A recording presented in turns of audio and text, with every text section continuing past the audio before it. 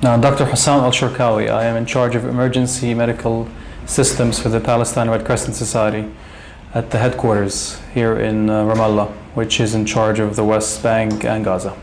The major problem so far has been, well, there's been a number of major problems, and they have sort of changed over time, but at this point it's access of the ambulances and the medical teams to the point of call. So because of the nature of the roadblocks, closures, blockades of villages and towns and camps, we are basically unable to get our teams in. And sometimes when we do get them in, it's very difficult to get them out with the patients. The other main concern is the safety of those medical teams and the patients they transport. To date, our fleet of 85 ambulances, 250 medical technicians or medics have sustained 101 personnel injured, shot at, and 1 death, and 59 cars also being damaged due to either shootings by the Israeli army or stoning by settlers. So this is a big issue for us. Of course, what has been largely sort of invisible, I think, from the public eye is it's not just the casualties related to the Intifada that we deal with. It's our major problem is what you may call in these days routine emergency calls have increased by 60-70% depending on the area, largely because people are just afraid to leave their homes, so they want the security of the ambulance. And in these conditions, it takes 1-2 hours for an ambulance call to get to a case and come back, if they're able to get there. With 85 cars, it's impossible to cover the West Bank and Gaza. In this area, in normal conditions, a call could be 15 minutes. Nowadays, it's an hour, 2, 3, it just depends. With a whole team mobilized, tracking that ambulance, worrying about its safety, security.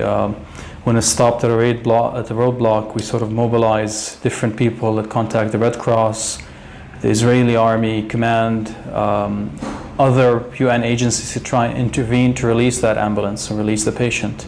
I mean, there has been some public statements made by the Israeli spokesperson for the army and other major Israeli politicians that PRCS ambulances carry weapons and explosives. We have challenged them repeatedly to prove this, and they have come with nothing. 34 different Israeli soldiers and civilians were treated by Palestinian medics. So we don't, I mean, when we're on the scene, it doesn't matter who's injured. We give what is required and what is necessary.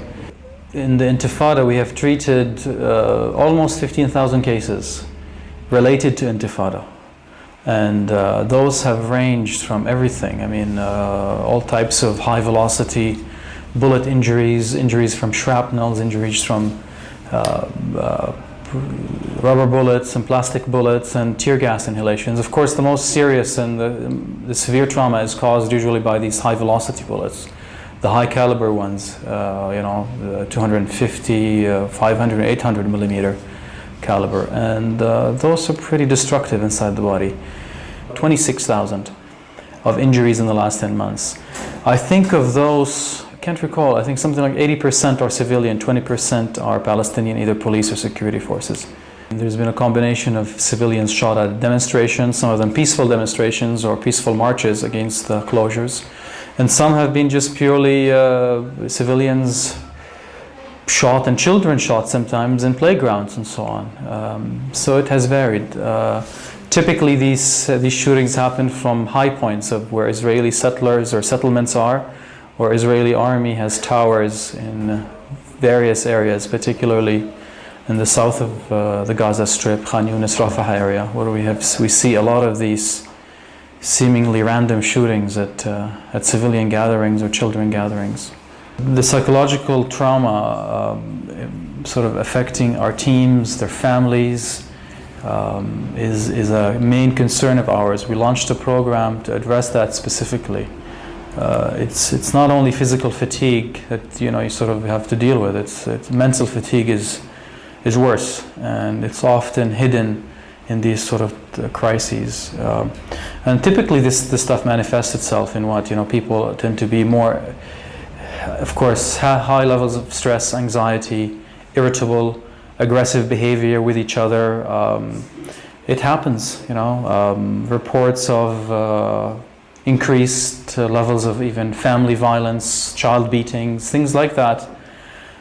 People do externalize what the trauma and the stress in many different ways, and we're trying to cope with that.